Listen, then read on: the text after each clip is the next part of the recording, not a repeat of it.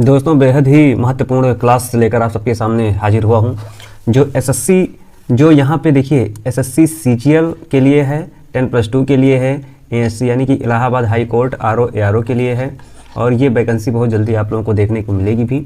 और यहाँ पे बैंकिंग, एनडीए, सीडीएस, ये जो एग्ज़ाम के पैटर्न पर जो ये बनाया गया है, मोस्ट 50 क्वेश्चंस जो है कॉमन एरर के, ये बहुत ही महत्वपूर्ण है और हमेशा आपके एग्ज़ाम में फंसते रहते हैं। बहुत सारे स्टूडेंट ऐसे हैं जो कि बहुत पढ़ाई करते हैं लेकिन ये चीज़ों को समझ नहीं पाते हैं। तो आज मैं इतना बेहतरीन तरीके से आप लोगों को बताने वाला हूँ कि आप लोग पलक झपकते ही सारी चीज़ों को समझ जाएंगे और आप जो है 5 से 10 नंबर जो है आपका ये यहाँ कॉमन एरर में, कॉमन मिस्टेक में कहीं नहीं गया है। तो चलिए हम लोग देरी ना करते हुए शुरू करते हैं क्वेश्चन को। पहला क्वेश्चन है he did not went to school yesterday. अब यहाँ पे देखिए, यहाँ पे कौन सा टर्म गलत है। अब आप लोग जो है यहाँ पे जब आप लोग पढ़ाई करते हैं, जब आप लोग समझते हैं, तो आप लोग वर्ब को ढूंढिए, आप लोग जो है सेंटेंस, आप लोग नाउन और प्रोनाउन को ढूंढिए। ओके, तो यहाँ पे आप लोगों को करेक्शन जरूर देखने को मिलेगा। तो यहाँ पे देखिए डिड नॉट लगा हुआ है, उसके साथ मेन वर्ब की कौन सी फॉर्म लगी हुई है, सेकेंड फॉर्म लगी है।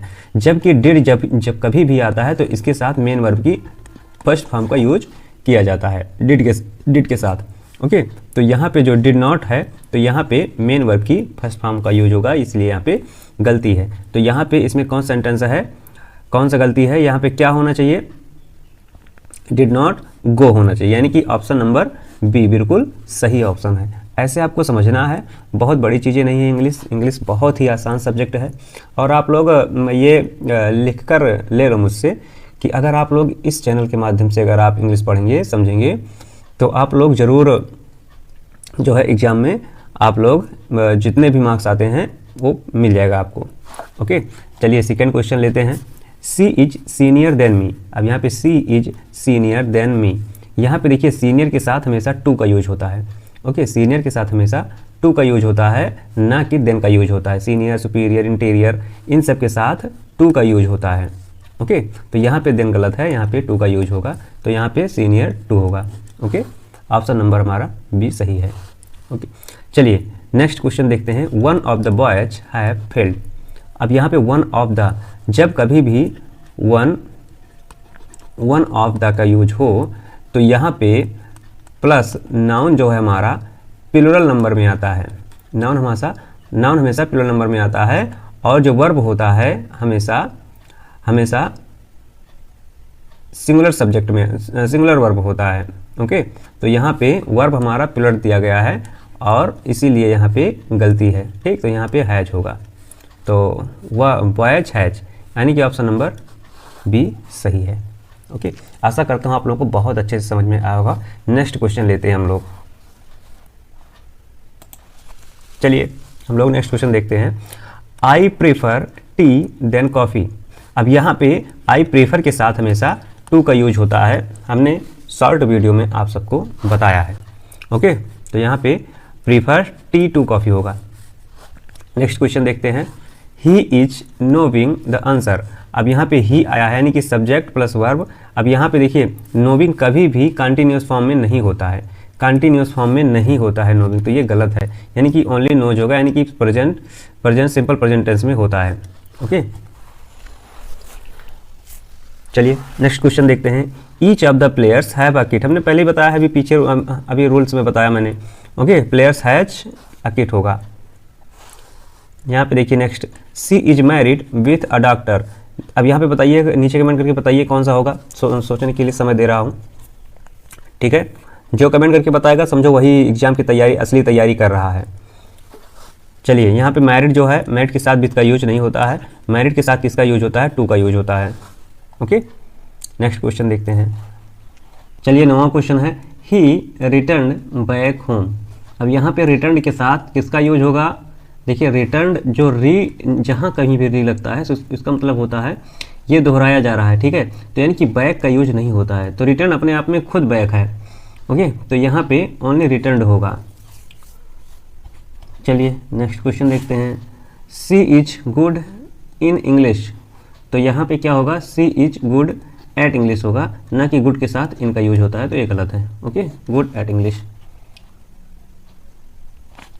नेक्स्ट क्वेश्चन है he is afraid from dogs. अब यहाँ पे देखिए जो अफ्रेड का यूज होता है, अफ्रेड के साथ फ्रॉम का यूज कभी नहीं होता है। ओके, कुछ ऐसे वर्ड हैं जो कि वर्ड को आप अगर पहचान जाओगे तो मैं ये कह सकता हूँ दावे की तरीके से कि आप लोग वहाँ पे क्वेश्चन को सॉल्व कर ले जाएंगे।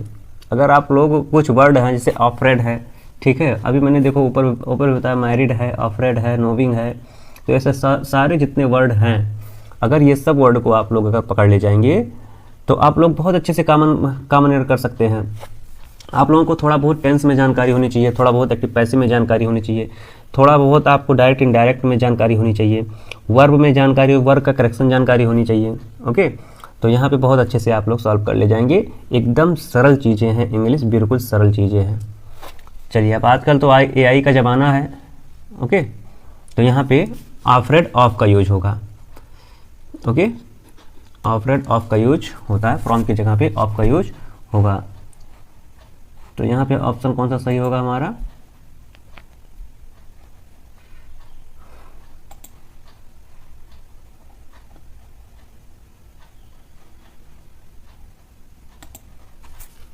ऑप्शन नंबर बी सही है। ओके, नेक्स्ट क्वेश्चन देखते हैं। सी डिस्कस्ड अबाउट द इशू। तो यहाँ पे डिस्कस के साथ क्या लगेगा? डिस्कस्ड अबाउट होता ही नहीं है, ओनली डिस्कस के साथ अबाउट का यूज नहीं होता है, तो ओनली डिस्कस्ड होगा।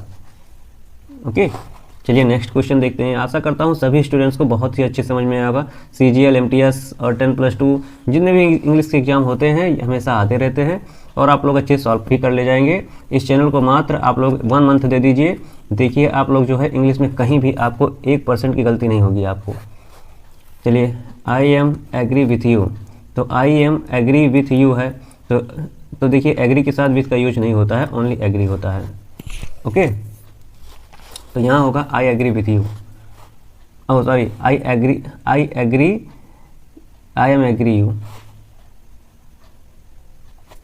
नेक्स्ट क्वेश्चन है he gave me an advice.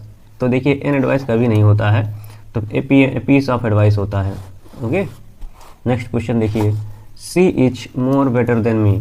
तो she is more better than me, तो यहाँ पे मोर भी है, बेटर देन भी है, तो ये तुलना कर रहा है केवल, तो देन का यूज नहीं होगा। ठीक है, तो क्या होगा? सी इज बेटर मी, ये वाला ऑप्शन सही होगा। चलिए नेक्स्ट क्वेश्चन देखते हैं हम लोग।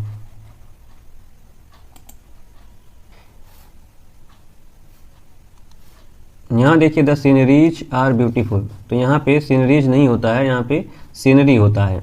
ओके, तो ये ऑप्शन नंबर सही है। ही इज, यहाँ देखिए he is my cousin brother. तो यहाँ पे कजिन के साथ ब्रदर का यूज नहीं होगा, तो यानी कजिन के साथ जो है ओनली कजिन होगा। ओके, क्योंकि इसमें खुद ब्रदर छिपा हुआ है, चचेरा भाई, मेरा भाई, कजिन का मतलब। ओके, नेक्स्ट क्वेश्चन है सी इज इल्डर देन मी। अब यहाँ पे सी इज इल्डर देन मी, यहाँ पे एज से रिलेटेड है, यहाँ पे एज से रिलेटेड है। जब एज से रिलेटेड होता है तो वहाँ पे ओल्ड का यूज होता है, यानी कि ओल्डर देन मी होगा, यानी कि ऑप्शन नंबर ये सही है, एल्डर नहीं होगा। चलिए नेक्स्ट क्वेश्चन देखते हैं हम लोग। He is working here since 2 years। अब ये सिंस 2 years, अब यहाँ पे देखिए पीरियड ऑफ टाइम दिया गया है, तो यहाँ पे सिंस का यूज ना होकर यहाँ पे फॉर का यूज होगा, तो यहाँ पे फॉर 2 years होगा। ओके, आशा करता हूँ आप लोगों को बहुत ही अच्छे से करेक्शन समझ में आया होगा। अगर हमारी वीडियो अगर अच्छी लगे तो इसको लाइक शेयर सब्सक्राइब जरूर करना। और ये जो करेक्शन है, ये करेक्शन आप लोगों को हमेशा मिलते रहेंगे, चाहे जो भी हो।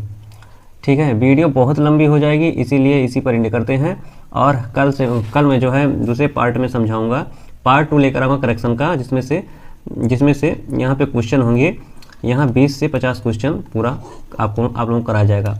100 अगर प्लस क्वेश्चन कर ले जाते हैं अगर कॉमन एरर में, तो ये मैं कह सकता हूँ कि आप लोग कभी गलती करेंगे ही नहीं कहीं पे। ओके, पलक झपकते ही आंसर को देंगे आप लोग। ओके, हमारी वीडियो अगर पसंद आए तो लाइक शेयर सब्सक्राइब जरूर करना। और यह नया चैनल है, नए चैनल पे आप लोग आइए, जुड़िए और इंग्लिश ज़बरदस्त तरीके से आपको पढ़ाई जा रही है, सिखाई जा रही है। ओके, और अपने यार मित्रों में शेयर कीजिए। Okay, thanks for watching this video and और फिर मिलते हैं अगले वीडियो में। Thank you.